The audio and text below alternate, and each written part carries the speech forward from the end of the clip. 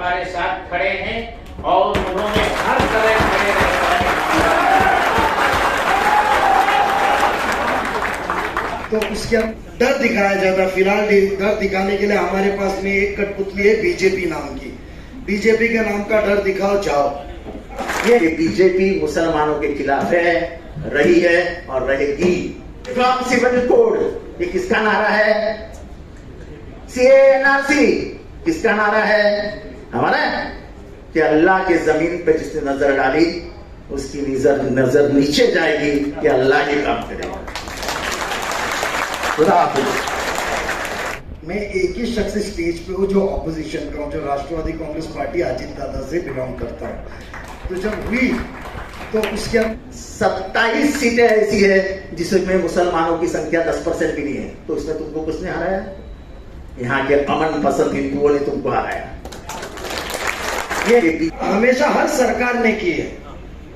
जब अंतरिया की परमिशन दी गई थी तो वक्फ बोर्ड के चेयरमैन डॉक्टर मरहूम MA अजीज साहब थे।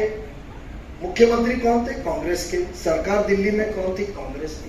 हमारे वीडियो को लाइक करें, हमें सब्सक्राइब करें और बेल आइकन पर क्लिक करें। 1 साल पहले सरकार में शिरकत की। मैं बताना चाहता हूँ, मैं एक ही शख्स स्टेज पे हूँ जो ऑपोजिशन का हूँ, जो राष्ट्रवादी कांग्रेस पार्टी अजीत दादा से बिलोंग करता हूँ।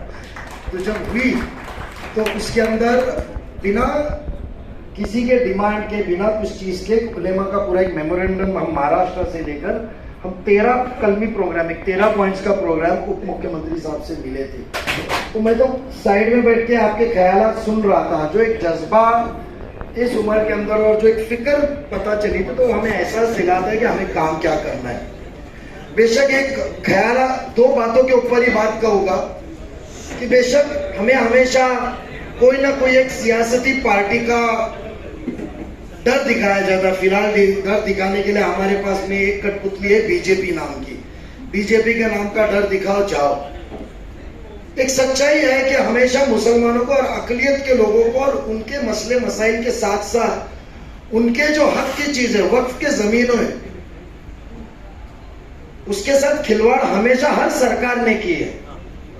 जब अंतरिया की परमिशन दी गई थी तो वक्फ बोर्ड के चेयरमैन डॉक्टर मरहूम MA अजीज साहब थे।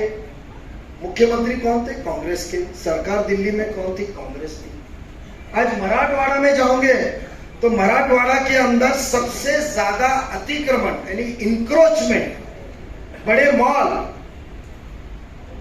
मल्टीप्लेक्स वक्फ की जमीन पे किसका है? तो वो भी कोई ना कोई नेता जो फिरका परस्त पार्टी से डिमांड नहीं करता, दूसरा है। तो वो बीजेपी हो या कांग्रेस हो, जो आपने कहा शुरुआत भी है, हमको तो इत्तेहाद के साथ एक होके रहना है कि हमको हमारी लीडरशिप और हिस्सेदारी को कैसा किया जाए। क्योंकि कोई भी मोमिन होता है वो हक के लिए लड़ता है, अपने कौम के लिए, अपने शहरियत को प्रोटेक्ट करने के लिए लड़ता है। पिछले हफ्ते पहले उसका आपके एक मजमून में था, पिछले हफ्ते पहले इसी तरीके का एक प्रोग्राम मुमरा कौसा में हुआ था, मुझे भी बुलाया गया था। मैंने ख्याल पेश किया था कि बहुत प्री मैच्योर है, JPC में उस तरीके का पेश किया था। क्योंकि उस प्रोग्राम में मैं कुछ तरबियत चाहता था, मैं कुछ सीखना चाहता था कि आप उलमाओं की तरफ से कुछ हमको राह मिले। मगर वहां था बयानात बीजेपी के मुखालिफत के बयानात थे। आज बहुत शुक्रगुजार हूं, मैंने वो पर्ची फोल्ड करके इंग्लिश में, क्योंकि मैं माजरत चाहता हूं, मैं गवर्नमेंट स्कूल से हूं, इंग्लिश में जो थी ट्रांसलेशन लिया। ये आज जो फिक्रे मिल्लत यहाँ जमा है, तो उसके अंदर आपने जो किया, ये हम जैसे छोटे ओहदे पे रहने वाले सियासत के लिए भी बहुत बड़ी चीज है। और बेशक उसको ऐलान किया था कि शहरिया का मामला होगा तो उसके अंदर कोई भी मोमिन हो, कोई भी ओहदे पे हो, इतना मरा हुआ मुर्दा नहीं है कि वो अपने उस ओहदे पे रहेगा, कुर्बान करके चलेगा। ये हमारा वादा है।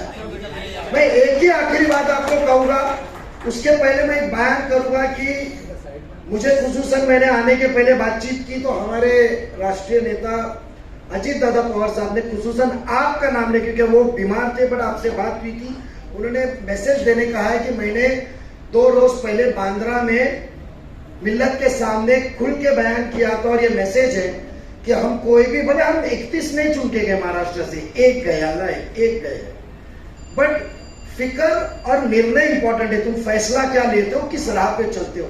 उन्होंने कहा है कि हम उलेमाओं के साथ मिलके, जिम्मेदारों के साथ मिलके मुस्लिम जमात के खिलाफ छोटा सा भी शक गुमारेगा तो सरकार कोई भी फैसला लेवे हम उसकी मुखालिफत करेंगे। वो मैसेज उन्होंने आपको अजीत पवार साहब को देने को कहा है।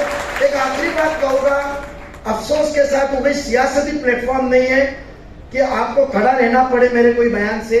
मैं इतना कहना चाहूंगा कि आपने बहुत ही अच्छा हुआ कि आपकी बात सुनते सुनते जो आपने कहा कि आपने 2 मेमोरेंडम 2 खासदार को दिए थे।